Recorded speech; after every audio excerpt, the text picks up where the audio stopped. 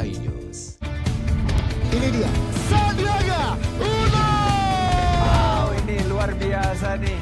Tips usaha berani mengambil resiko keluar dari zona nyaman.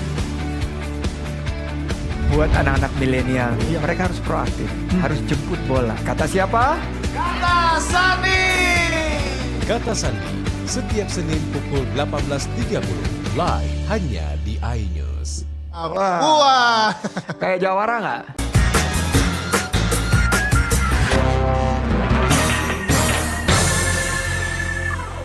Pun kita berada, ternyata ada banyak cerita yang bisa kita ambil iktibar tentang perkara orang-orang yang sabar. Ada banyak contoh yang bisa kita pelajari dari peristiwa umat masa lalu, bahwa orang-orang sabar itulah yang akan menuai keberuntungan. Orang-orang yang selalu menggandengkan sabar dengan pendekatan yang luar biasa kepada Allah itulah lalu kemudian yang Allah Subhanahu wa taala akan bantu dia dengan cara apapun sehingga nanti orang yang sabar itu bisa menuai kesuksesan. Di antara banyak contoh orang yang telah mempraktikkan bagaimana sabar itu ada dalam hidupnya sehari-hari. Misalnya dalam Qasasul Quran ada dikisahkan bahwa salah seorang hamba Allah yang arif, yang bijaksana, yang taat kepada Allah Subhanahu wa taala, di mana dalam kehidupannya sehari-hari dia hanya hidup berdua dengan ibunya, yang ibunya ini dalam kondisi lumpuh, kondisi ibunya buta. Pekerjaan sehari-hari yang dilakukan oleh anaknya yang laki-laki ini adalah mengabdi kepada Allah sekaligus mengabdi kepada ibunya yang dalam kondisi ajus, dalam kondisi lemah seperti tadi. Tiada hari tanpa membantu ibunya. Ini yang dilakukan oleh pemuda ini. Pemuda ini lebih memilih untuk tidak mendekatkan dengan urusan dunia yang lain. Dia hanya mengurusi ibunya dari mulai bangun tidur sampai nanti tidur lagi. Pemuda ini lalu kemudian hanya memperhatikan apa yang menjadi kebutuhan ibunya. Ketika ibunya mendekatkan diri kepada Allah, maka segala sesuatunya difasilitasi oleh anak lelakinya ini. Sehingga kisah ini meskipun jauh pada masa Nabi Ibrahim, akan tetapi kemudian ini bisa kisah ini sampai nanti ketemu dengan masa Sulaiman. Kisah yang seperti ini memang juga cukup panjang. Bahwa bagaimana kemudian pemuda ini mengabdi kepada ibunya yang dalam kondisi sangat lemah tadi. Lalu kemudian melihat keikhlasan yang ditunjukkan oleh anak laki-lakinya ini. Maka ibunya itu kemudian berdoa kepada Allah Subhanahu wa ta'ala. Di antara doanya yang masyhur itu adalah bahwa ibunya meminta kepada Allah Subhanahu wa ta'ala supaya dia dimatikan terlebih dahulu daripada anaknya. Dan dia berdoa sekaligus kepada Allah Subhanahu wa ta'ala supaya anaknya ini diberikan umur panjang. Yang kedua, ibunya berdoa kalau seandainya dia telah meninggal lalu kemudian anaknya diberi umur panjang, maka dia juga berdoa dan berharap pada Allah Subhanahu wa ta'ala supaya anaknya ini diberi umur panjang dan taat beribadah kepada Allah Subhanahu wa ta'ala. Sampai suatu ketika sang ibu betul-betul dipanggil oleh Allah Subhanahu wa ta'ala lebih dulu dari anaknya. Ternyata doanya diijabah oleh Allah Subhanahu wa ta'ala. Karena ibunya telah meninggal, lalu kemudian tidak ada lagi yang diurus oleh pemuda ini, lalu kemudian pemuda ini lebih memilih meninggalkan kegiatan duniawi. Lalu kemudian si pemuda ini mendekatkan diri kepada Allah, senantiasa beribadah. Tidak ada hari-hari untuk dunia, yang ada adalah hari-harinya kepada Allah Subhanahu wa ta'ala. Sampai suatu ketika keajaiban terjadi, bahwa pemuda ini sedang husuk-husuknya dalam ibadah. Lalu kemudian ada keajaiban yang diberikan oleh Allah Subhanahu wa ta'ala, bahwa doa seorang ibu diijabah oleh Allah Subhanahu wa ta'ala karena kesabaran yang telah ditunjukkan oleh anak laki-lakinya.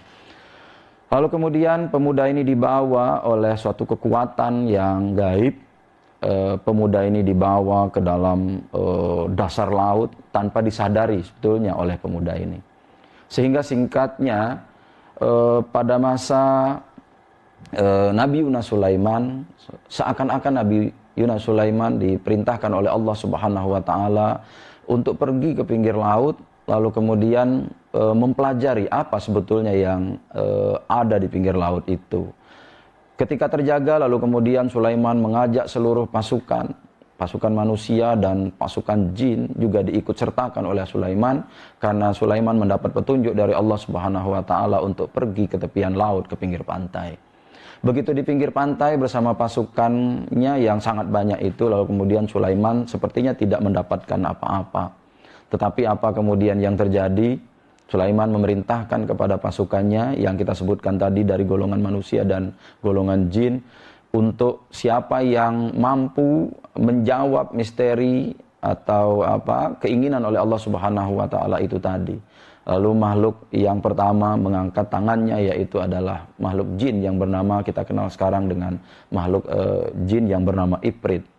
Ifrit kemudian meminta izin kepada Nabi Sulaiman untuk menyelam ke dasar laut, mencari apa yang sebetulnya ingin diajarkan oleh Allah Subhanahu wa taala kepada Sulaiman dan pasukannya. Lalu kemudian Ifrit ini menyelam ke dasar laut. Lama sekali dia menyelam. Ketika timbul, dia lapor kepada Sulaiman bahwa dia tidak mendapatkan apa-apa. Lalu kemudian Sulaiman menawarkan siapa lagi yang mau menyelam, mencari misteri apa sebetulnya yang dihadiahkan ini oleh Allah Subhanahu wa taala. Lalu masih dari golongan jin yang kedua menyelam lagi ke dasar laut, mereka tidak juga mendapatkan apa-apa. Sampai kemudian ada seorang pemuda yang selalu beribadah kepada Allah Subhanahu wa taala. Pemuda ini dekat dengan Sulaiman. Pemuda ini adalah pemuda yang dikenal baik dalam kehidupannya sehari-hari. Yang kita kemudian kenal pemuda ini dengan nama Asib bin Barkhiyah. Asib bin Barkhiyah kemudian minta izin kepada Nabi Sulaiman, "Wahai Nabi Allah, kalau tadi golongan jin menyelam, jin yang pertama, jin yang kedua menyelam, mengitari dasar laut, lalu kemudian mereka menyerah, tidak mendapatkan apa-apa. Maka kali ini kami dari golongan manusia, saya akan menyelam ke dasar laut untuk melihat sebetulnya apa yang diwahyukan oleh Allah Subhanahu wa taala kepada Nabi Yunus Sulaiman." Lalu kemudian pemuda ini yang bernama Asib bin Barkhiyah tadi menyelam ke dasar laut, lalu dia cari apa yang ada di dalam lautan itu, tidak mendapatkan apa-apa awalnya. Lalu kemudian dia sampai suatu tempat di dasar laut, ternyata di laut itu ada jurang, ada palung ya. Di dalam palung itu dia menemukan sebuah benda. Benda ini amat misterius, lalu kemudian dengan usaha yang dia lakukan sebagai hamba Allah yang taat, dia meminta kepada Allah Subhanahu wa taala supaya diizinkan untuk mengangkat benda ini. Jadilah pemuda ini diberikan izin oleh Allah Subhanahu wa taala untuk mengangkat benda berbentuk segi empat ke atas permukaan laut, lalu disampaikan kepada Sulaiman dan pasukannya yang telah menunggu di pinggir laut. Apa yang terjadi? Kita kemudian bisa menyaksikan pemuda ini diminta oleh Sulaiman untuk membuka apa yang ada di dalamnya. Ternyata begitu pintunya dibuka, seorang laki-laki yang posisinya berdiri, kita menduga bahwa laki-laki ini sedang beribadah kepada Allah Subhanahu wa taala. Lalu kemudian pemuda ini keluar, diizinkan oleh Sulaiman, lalu Sulaiman bertanya kepada pemuda ini, apa sebetulnya yang terjadi? Sehingga Allah Subhanahu wa taala memerintahkan saya untuk pergi ke pinggir laut, lalu mencari misteri, dan misteri itu saya bertemu dengan Anda. Lalu pemuda ini bertanya kepada Sulaiman, di mana Ibrahim? Begitu ditanya seperti itu, kagetlah Sulaiman. Ternyata pemuda ini hidupnya pada masa Ibrahim. Kalau kita hitung-hitung sudah berapa generasi? Ada Ibrahim, Lut, Ismail, Ishak, dan selanjutnya sampai kepada Nabi Ibrahim dalam rentang waktu yang cukup panjang. Lalu pemuda ini ditanya lagi oleh Nabi Yunus Sulaiman, apa sebetulnya yang terjadi dan menyebabkan Anda dari masa Ibrahim sampai kepada masa saya, Anda masih diberikan umur panjang oleh Allah Subhanahu wa taala. Pemuda ini menjawab, dan inilah pengajaran lesson learned kepada kita semua, bahwa kalau kita dekat kepada Allah Subhanahu wa taala, segala sesuatu yang tidak mungkin bisa saja menjadi mungkin. Contohnya di pemuda ini. Pemuda ini yang ketika kondisinya kita ceritakan seperti tadi, masih seperti sedia kala, belum menua usianya, tampak fisiknya masih sehat-sehat saja.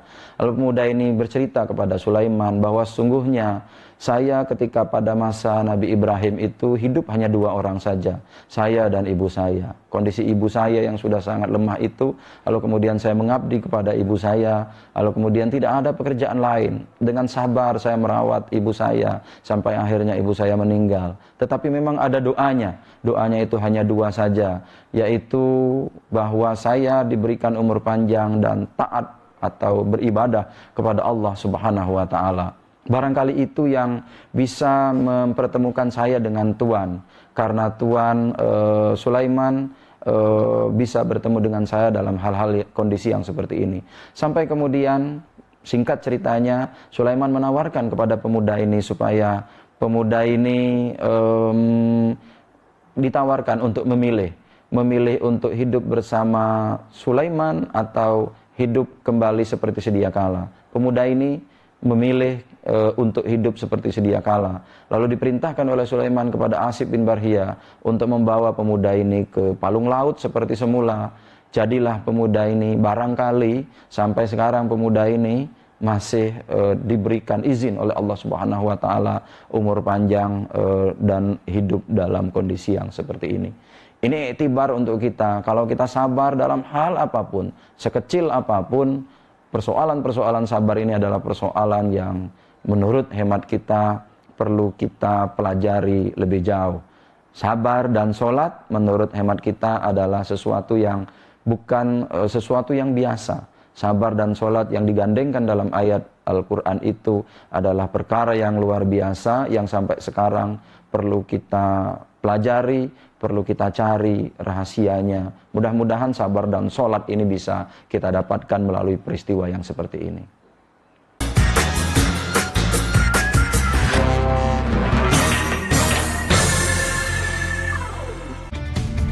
Ini dia, Sandiaga Uno. Wow, ini luar biasa nih. Tips usaha, berani mengambil resiko, keluar dari zona nyaman. Buat anak-anak milenial, mereka harus proaktif, harus jemput bola. Kata siapa?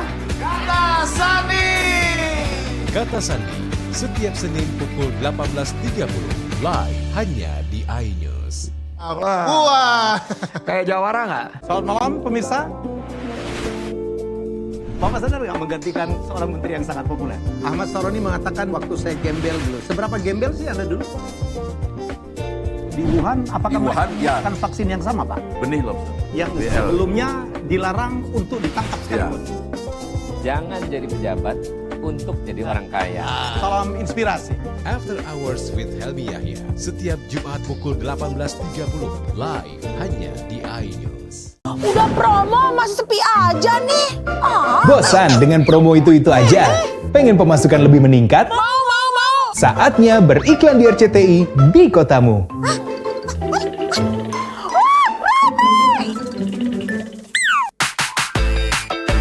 Harga terjangkau, bikin cuan nambah terus. Pasang iklan di RCTI Ads aja. RCTI Ads hadir di 10 kota.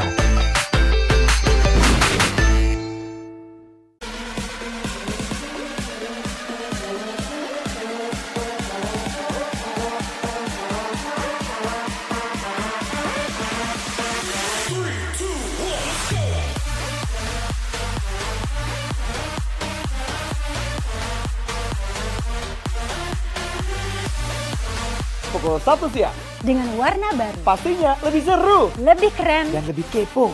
Intense Reborn. Reborn hanya di iNews. Call Me Mel hadir kembali. Ini bagus banget loh. Kita lanjutin perjalanan kita. Lebih seru dan lebih heboh. Ih, Kenta lu imut banget sih, gak ada Tyson, gue bawa pulang lo. Bukan aku yang milih, kan mereka yang milih aku. Halu. Maafin bucin ya. I love you Indonesia. Call Me Mel, setiap Senin dan Selasa pukul 20.15, hanya di iNews.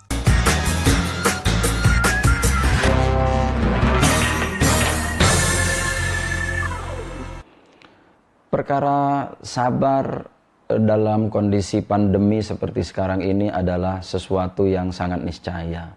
Tidak ada kata lain, tidak ada istilah lain menurut hemat saya. Sabar harus diimplementasikan dalam kehidupan kita, apalagi dalam kondisi kita sekarang ini. Apa yang sudah dilakukan oleh pemerintah menurut hemat kita luar biasa. Berbagai macam usaha telah dilakukan supaya kita di Indonesia ini tetap dalam kondisi aman dan tenteram.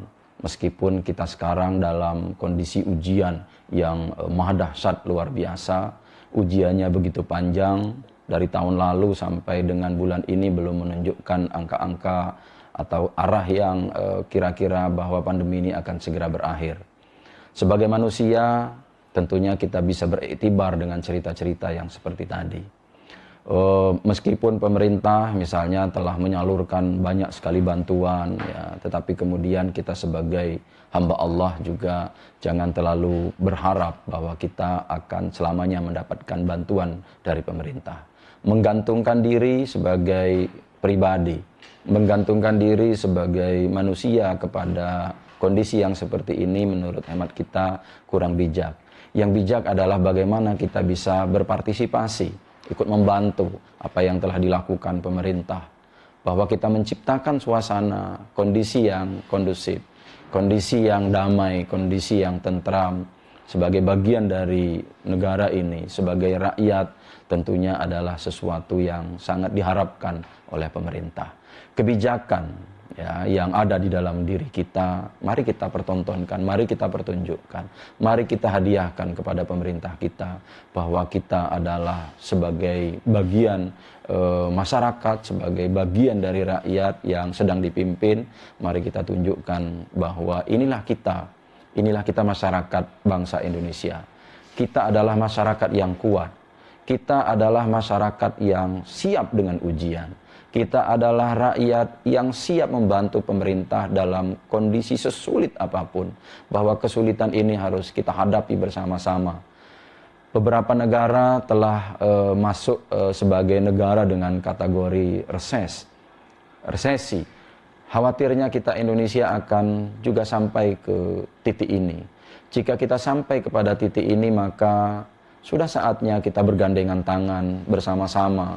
Jangan sampai kita larut dalam suasana duka yang berkepanjangan. Mari kita bangkit, kita optimis bahwa di atas kita adalah Allah Subhanahu wa Ta'ala. Bahwa apa yang terjadi seperti sekarang ini adalah takdirnya Allah Subhanahu wa Ta'ala. Kalau ini kita pahami sebagai sebuah takdir yang datang dari Allah, maka tugas kita sebagai manusia untuk menjalani takdir ini, bahwa tidak selamanya kita ditakdirkan seperti ini. Kita akan menjalani hidup kita lebih baik manakala kita selalu mendekatkan diri kita kepada Allah Subhanahu wa Ta'ala. Pandemi bukanlah segala-galanya, tetapi pandemi juga harus kita hadapi secara bersama-sama. Sangat arif manakala kita menghadapi pandemi ini dengan bergandengan tangan bersama-sama. Mudah-mudahan dengan kita semua berdoa kepada Allah Subhanahu wa Ta'ala, kita lupakan intrik-intrik kepentingan politik sepihak, kepentingan kelompok tertentu. Mari kita lupakan dalam suasana pandemi.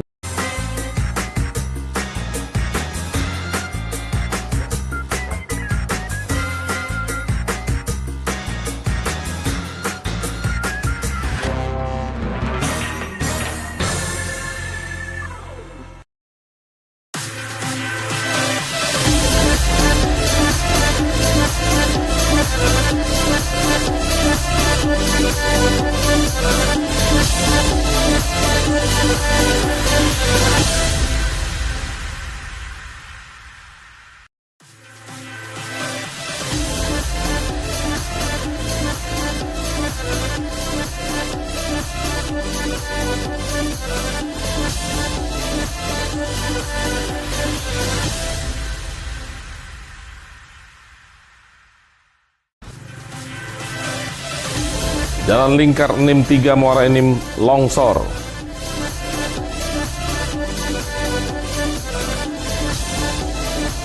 Ribuan vaksin tahap 2 kembali tiba di Palembang.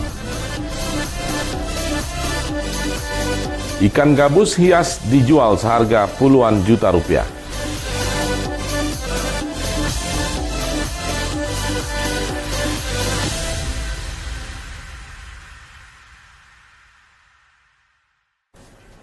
Selamat pagi, selain 3 cuplikan berita utama tadi, sejumlah informasi penting lainnya telah disiapkan tim Anyus Sumsel edisi hari ini, Jumat 29 Januari 2021. Saya Romi Afriansa, inilah Anyus Sumsel selengkapnya untuk Anda.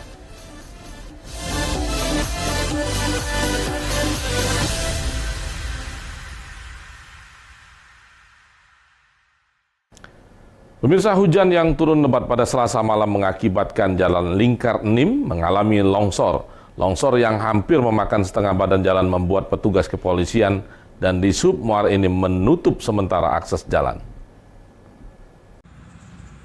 Mutar, Pak. Dari pantauan di lapangan, petugas kepolisian berjaga di akses masuk jalan Lingkar, tepatnya di sebelah terminal regional. Selain petugas di akses jalan tersebut, diberi pembatas dan diparkirkan 1 unit mobil patroli kepolisian Satlantas Polres Muara Enim. Badan jalan yang berukuran lebar kurang lebih 8 meter, longsor sepanjang 20 meter, hingga memaksa petugas memasang garis agar tidak membahayakan pengguna jalan dan warga sekitar. Longsor terjadi diduga akibat arus air yang deras dari arah hulu sungai. Hantaman keras air mengakibatkan tebing sungai ambruk. Selain itu, turap yang dibuat untuk menahan longsor ikut amblas ke dalam air dengan kedalaman kurang lebih 5 meter. Selain dinding sungai yang amblas, aspal jalan juga retak akibat tergerus air. Penutupan jalan membuat pengendara roda 4 yang tidak mengetahui jalan ditutup harus memutar balik kendaraan mereka. Sedangkan kendaraan roda 2 masih bisa melintas. Sementara anggota Satlantas Polres Muara Enim bekerja sama dengan anggota Dishub untuk menutup jalan dari depan terminal sampai dengan jembatan Enim 3 di dekat batalion. Untuk alternatif jalan untuk menuju Tanjung Enim dari arah Lahat bisa sampai terus lewat SMB 2, jembatan Enim 2, belok ke kanan arah ke Tanjung Enim, Pak. Begitupun sebaliknya dari arah Tanjung menuju ke Lahat bisa lewat dari jembatan. Ditutupnya akses jalan ini membuat masyarakat dari arah Tanjung Enim yang hendak ke Lahat harus memutar dari jembatan Enim 2. Begitupun sebaliknya. Dari Muara Enim, Edwin Sasatria, iNews melaporkan. Bupati Musi Banyuasin Dodi Reza Alek menjadi orang pertama yang mendapatkan suntikan vaksin COVID-19 di Musi Banyuasin. Bupati menyatakan telah vaksin Sinovac disuntikan ke tubuhnya, tidak ada efek apapun yang dirasakan. Vaksinasi merupakan komitmen pemerintah untuk terus berjuang dalam menanggulangi wabah virus COVID-19.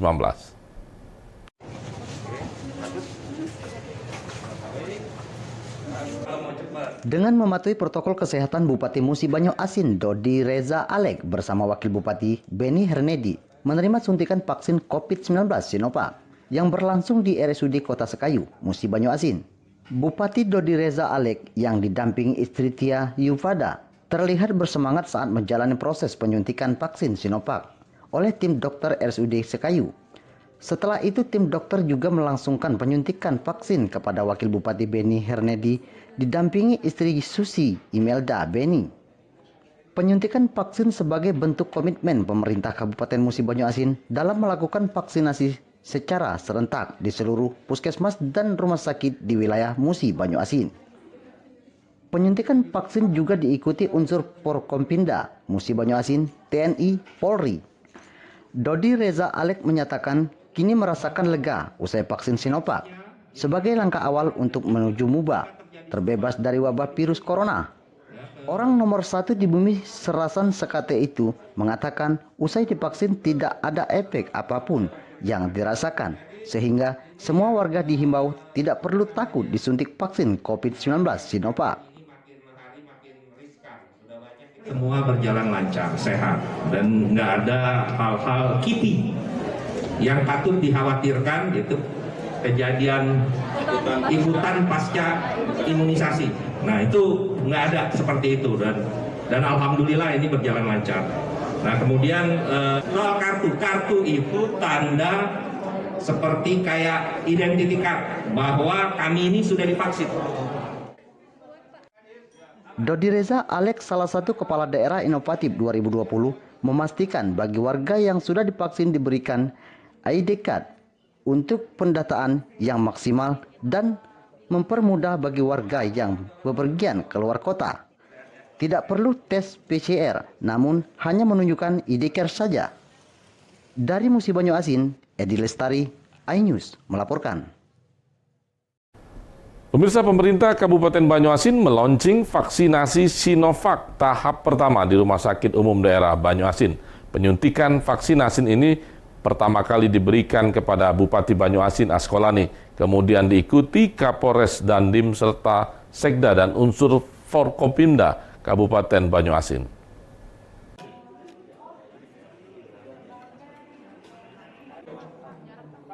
Bupati Banyuasin Askolani menjadi orang pertama yang menerima suntikan vaksin. Bupati Banyuasin Askolani mengatakan vaksinasi ini dilakukan sebagai upaya pemutusan mata rantai COVID.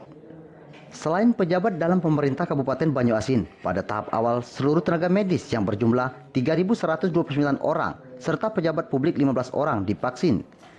Dari jumlah 5.400 vaksin yang didapatkan Kabupaten Banyuasin. Pelaksanaan vaksinasi dilakukan pada 42 fasilitas pelayanan kesehatan, yaitu 33 puskesmas dan 6 rumah sakit di Kabupaten Banyuasin. Bupati menghimbau kepada masyarakat agar jangan ragu-ragu karena dengan divaksin maka menjadi lebih percaya diri, lebih aman dalam beraktivitas. Saya sendiri yang memulai hari ini bersama Pak Kapolres, Pak Dandim, Pak Kajari, pimpinan Dewan, dan beserta OPD. Dan selanjutnya karena jatah vaksin di Kabupaten Banyuasin masih terbatas dan kita wajibkan untuk yang pertama ini adalah pelayan kesehatan. Dan alhamdulillah setelah kita melaksanakan kegiatan hari ini berjalan dengan lancar dan tidak ada, insya Allah tidak ada hambatan ataupun halangan apapun pelaksanaan vaksin di Kabupaten Banyuasin. Usai divaksin, Bupati Banyuasin menyerahkan bantuan 2 unit mobil ambulan sebagai alat transformasi yang akan mempermudah tim medis dalam penanganan medis terhadap warga yang membutuhkan. Dari Banyuasin, Ahmad Saipul, iNews melaporkan. Pemirsa, tetaplah bersama kami akan segera kembali dengan informasi ribuan vaksin tahap 2 kembali tiba di Palembang.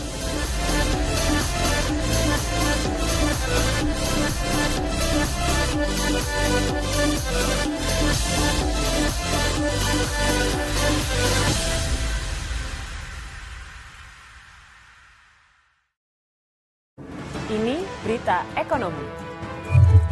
Baru dan berbeda dari berita lainnya. Saya Syahna Suartono, This Update di iNews. Yang baru di iNews dengan konsep talk show hadir di prime time. Gak cuma promosi, tapi berbagi ilmu dan informasi juga. Kenapa akhirnya beralih karyawan ke usaha sendiri selain? Hah? Hari gini masih cari kerja. Kenapa nggak jadi pengusaha? Kita mendengar kisah-kisah sukses tadi. Mau jadi pengusaha sukses? Nonton deh Kata Sandi. Kata Sandi hanya di iNews. Call Me Mel hadir kembali. Ini bagus banget loh. Udah tahu. Kita lanjutin perjalanan kita. Lebih seru dan lebih heboh. Ih, Kenta lu imut banget sih, gak ada Tyson, gue bawa pulang lo. Bukan aku yang milih, kan mereka yang milih aku. Halu. Maafin bucin ya. I love you Indonesia. Call Me Mel, setiap Senin dan Selasa pukul 20.15 hanya di iNews. Selamat malam pemirsa. Bapak sadar nggak menggantikan seorang menteri yang sangat populer? Ahmad Saroni mengatakan waktu saya gembel dulu. Seberapa gembel sih Anda dulu? Di Wuhan, apakah Wuhan, ya. menggunakan vaksin yang sama, Pak? Benih lobster. Yang sebelumnya dilarang untuk ditangkap sekalipun. Jangan jadi pejabat untuk jadi orang kaya. Salam inspirasi. After Hours with Helmi Yahya, setiap Jumat pukul 18.30 live hanya di iNews. Ini dia Sandiaga Uno. Wow, ini luar biasa nih. Tips usaha, berani mengambil resiko, keluar dari zona nyaman. buat anak-anak milenial, mereka harus proaktif, harus jemput bola. Kata siapa? Kata Sandi. Kata Sandi, setiap Senin pukul 18.30 live hanya di iNews. Wah. Kayak jawara nggak?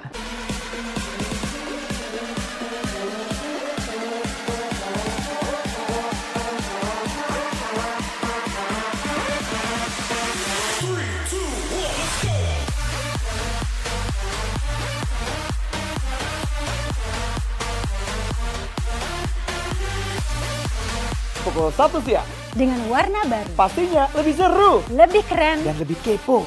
Intense Reborn hanya di iNews.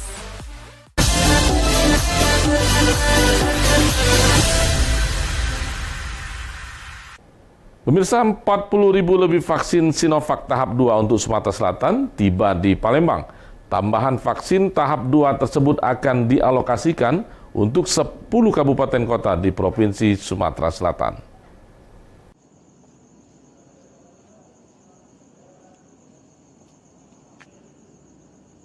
Sumatera Selatan kembali mendapatkan alokasi vaksin Sinovac tahap 2 sebanyak 40.360 dosis yang tiba di gudang farmasi Dinas Kesehatan Sumatera Selatan.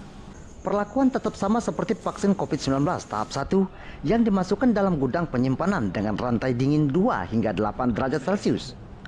Vaksin tahap 2 tersebut akan dialokasikan untuk 10 kabupaten kota di Sumatera Selatan. Yang pada tahap pertama belum mendapatkannya di Sumatera Selatan, tahap pertama vaksin diberikan pada 7 kabupaten kota, yakni Palembang, Ogan Komering Ilir, dan baru didistribusikan Senin pagi untuk Banyu-Asin, Musi Banyu-Asin, Ogan Ilir, Pali, dan Kota Prabu Muli. Datang vaksin kali ini adalah vaksin alokasi tahap kedua untuk Provinsi Sumatera Selatan. Jadi tahap kedua ini kita dapat alokasi sebanyak 40.360 vial. Jadi datang sekaligus. 40.360 vial tadi barusan diantar dan akan kita alokasikan untuk 10 kabupaten kota yang masih belum kebagian kemarin kepada tahap 1. Ya. Proses pengambilannya seperti apa nanti? Pengambilan seperti biasa, ini akan diambil oleh Dinas Kesehatan Kabupaten Kota ke gudang farmasi provinsi. Alokasi vaksin COVID-19 di Sumatera Selatan sesuai data pemerintah pusat sebanyak 100.000 dosis lebih dengan 2 tahap pengiriman. Dari Palembang, Bambang Irawan, iNews melaporkan.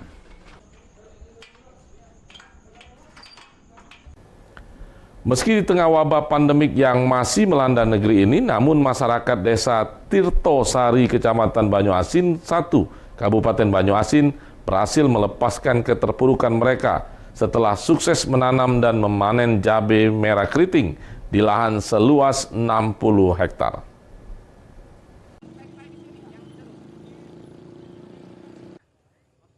Kerja keras masyarakat desa Tirtosari, Kecamatan Banyu-Asin 1, Kabupaten Banyu-Asin bercocok tanam cabai, membuahkan hasil seperti yang diharapkan. Terbukti, lahan seluas 60 hektar berhasil panen raya. Keberhasilan ini mengundang antusias Bupati Banyu-Asin Askolani untuk hadir di tengah masyarakat. Meski suasana hujan, namun tidak menyurutkan orang nomor 1 di Banyu-Asin beserta Wakil Bupati Slamet Somo Sentono serta Ketua Tim Penggerak PKK, staf dan jajaran untuk ikut dalam panen raya perdana cabai merah keriting. Bupati Askolani mengaku bangga karena di tengah wabah pandemi yang masih melanda negeri ini, warga Banyu-Asin tidak kehilangan semangat bekerja. Terbukti dengan keberhasilan budidaya cabai merah keriting dengan hasil yang sangat memuaskan. Cabai, tanaman cabai yang ada di desa Tirtosari, Kecamatan Banyu-Asin 1 ini luar biasa, buahnya banyak dan juga bagus dan ini terawat dengan baik. Ini satu ini di masa pandemi COVID-19 yang masih mewabah di negeri yang kita cintai ini, mereka tidak kehilangan akal, tidak berputus asa, terus berkreatif, bahkan ini menghasilkan peluang yang luar biasa. Syukur alhamdulillah tanaman cabai yang ada di Terpesari namanya lahannya sampai 85 hektar ini dikunjungi sama beliau, dia melihat langsung ke lokasi walaupun berhujan-hujan kayak gini tapi antusias luar biasa. Terima kasih. Mudah-mudahan harapan dari masyarakat kami dengan adanya ini bisa menopang artinya bisa mengangkat harga daripada harga cabai itu sendiri. Bupati optimis terus mengembangkan sektor pertanian untuk menopang ekonomi bumi sedulang setudung. Dari Banyuasin, Ahmad Saipul, iNews melaporkan. Seorang warga di Desa Karangtanding, Kecamatan Panungkal Utara, Kabupaten Pali menemukan senjata tua peninggalan zaman penjajahan saat sedang menanam bibit karet di kebunnya. Senjata yang diduga berjenis stand gun yang merupakan produksi Inggris pada tahun 1941 ini kemudian diserahkan kepada TNI.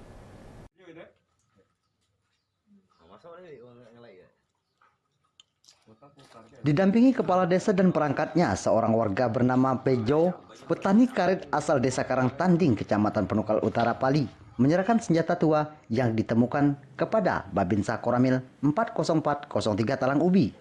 Kondisi senjata sudah berkarat dan sudah tidak bisa difungsikan lagi. Senjata tersebut dibawa langsung ke Koramil 40403 Talang Ubi, diterima oleh Dan Ramil Kapten Eri Hastanto. Kemudian akan diserahkan kepada Kodim 0404 Muara Enim, Pali, Prabu Muli untuk diamankan. Penemuan senjata organik mungkin tahun 45 ya, yaitu dari Pak Bejo, masyarakat Desa Karangtanding, kemudian dilaporkan ke Sersan 2 Mulyadi Babinsanya. Kemudian dari Sersan Mulyadi penyerahannya ke kepala desa diserahkan ke Dan Ramil. Setelah diserahkan, dari Koramil akan ditindaklanjuti menuju ke Kodim. Kami serahkan ke Kodim. Penemuan senjata ini sempat membuat heboh warga sekitar yang penasaran ingin melihat, namun karena kondisi pandemik, pihak pemerintah desa tidak mengizinkan warga berkerumun dan senjata langsung diserahkan kepada pihak TNI. Dari Pali, Bisrun Silvana, iNews melaporkan. Ikan gabus hias dijual seharga puluhan juta rupiah. Informasinya kami hadirkan sesaat lagi.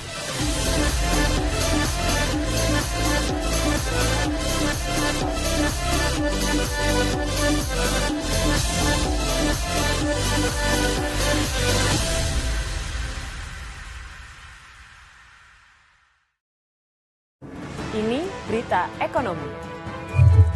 Baru dan berbeda dari berita lainnya. Saya Syahna Suartono, This Update di iNews. Yang baru di iNews dengan konsep talk show hadir di prime time. Gak cuma promosi, tapi berbagi ilmu dan informasi juga. Kenapa akhirnya beralih karyawan ke usaha sendiri selain... Hah? Hari gini masih cari kerja. Kenapa nggak jadi pengusaha? Kita mendengar kisah-kisah sukses tadi. Mau jadi pengusaha sukses? Nonton deh Kata Sandi. Kata Sandi, hanya di iNews. Selamat malam pemirsa. Bapak sadar nggak menggantikan seorang menteri yang sangat populer? Ahmad Saroni mengatakan waktu saya gembel dulu. Seberapa gembel sih Anda dulu? Di Wuhan, apakah Wuhan, ya. melakukan vaksin yang sama, Pak? Benih lobster. Yang sebelumnya dilarang untuk ditangkap sekalipun. Jangan jadi pejabat untuk jadi orang kaya. Salam inspirasi. After Hours with Helmi Yahya setiap Jumat pukul 18.30 live hanya di iNews. Ini dia Sandiaga Uno. Wow, ini luar biasa nih. Tips usaha, berani mengambil resiko, keluar dari zona nyaman. Buat anak-anak milenial, mereka harus proaktif, harus jemput bola. Kata siapa? Kata Sandi. Kata Sandi setiap Senin pukul 18.30 live hanya di iNews. Wah. Kayak jawara nggak? Call Me Mel hadir kembali. Ini bagus banget loh. Udah tahu. Kita lanjutin perjalanan kita. Lebih seru dan lebih heboh. Ih, Kenta lu imut banget sih, gak ada Tyson, gue bawa pulang lo. Bukan aku yang milih, kan mereka yang milih aku. Halu. Maafin bucinnya. I love you Indonesia. Call Me Mel setiap Senin dan Selasa pukul 20.15 hanya di iNews.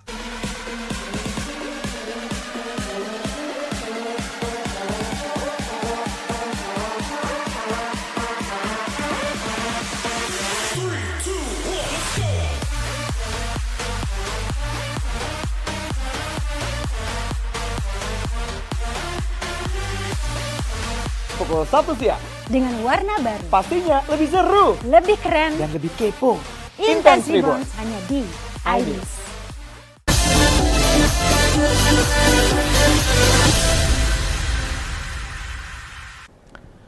Pemirsa, Kapolda Sumatera Selatan sukses memimpin jajarannya menyulap 500 lahan kosong yang berbentuk rawa di wilayah Polres di 17 kabupaten dan kota Sumatera Selatan menjadi taman wisata yang indah atau kampung tangkap COVID.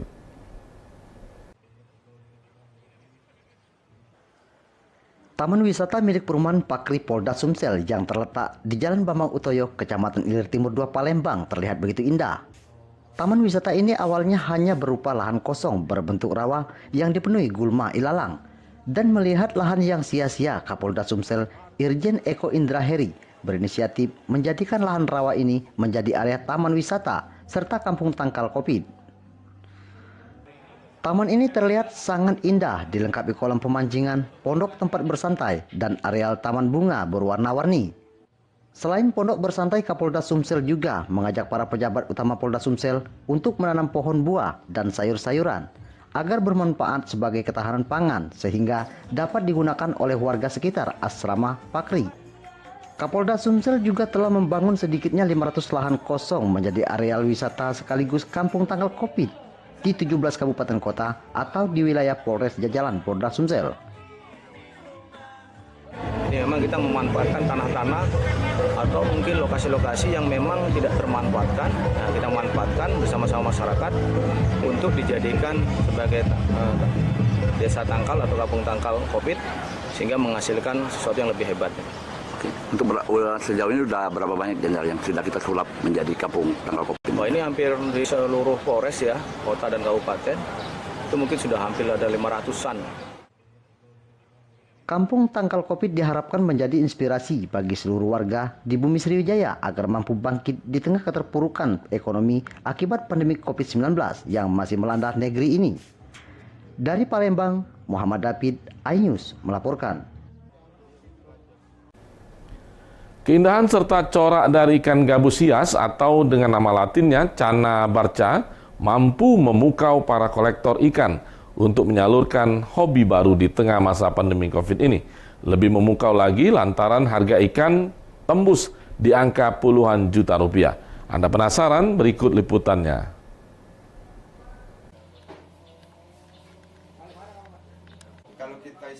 Jailani, warga Jalan Kapten Abdullah, Lorong Perguruan, merupakan penghobi ikan gabus hias. Ia menggeluti usaha memelihara ikan gabus hias selama 1,5 tahun terakhir. Bermula dari hobi lalu berkembang menjadi lumbung usaha dengan penghasilan fantastis. Maklum saja, untuk harga ikan hias yang ia jual berkisar 1 juta hingga puluhan juta rupiah.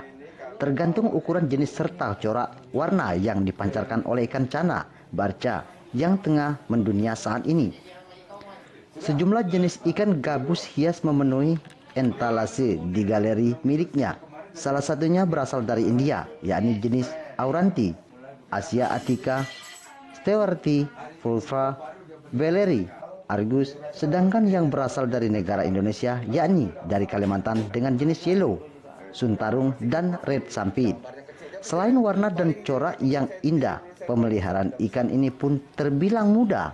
Hanya cukup diberi makan pelet ikan, bahkan cuaca tidak berpengaruh dalam pembesaran Channa barca. Ini berdasarkan seperti ini Mas inisiatif. Biasanya kan ikan hias ini sudah terkenal di media, medsos, dari daerah Jawa, Palembang kan sudah banyak sebenarnya. Tapi kan belum, khususnya pelajunnya kan belum banyak. Maka kami coba untuk menggali potensi ikan gabus hias ini. Kami menjadikan ikan gabus ini bagaimana jadinya, artinya supaya nilai harga jualnya lebih tinggi. Untuk pemasaran serta memperkenalkan beberapa koleksi ikan gabus miliknya, dirinya menggunakan teknologi yang ada yakni media sosial. Dari Palembang, Erwin Setiawan, iNews melaporkan. Informasi tadi sekaligus mengakhiri kebersamaan kita pagi hari ini. Terima kasih atas perhatian dan kebersamaan Anda. Sampai jumpa.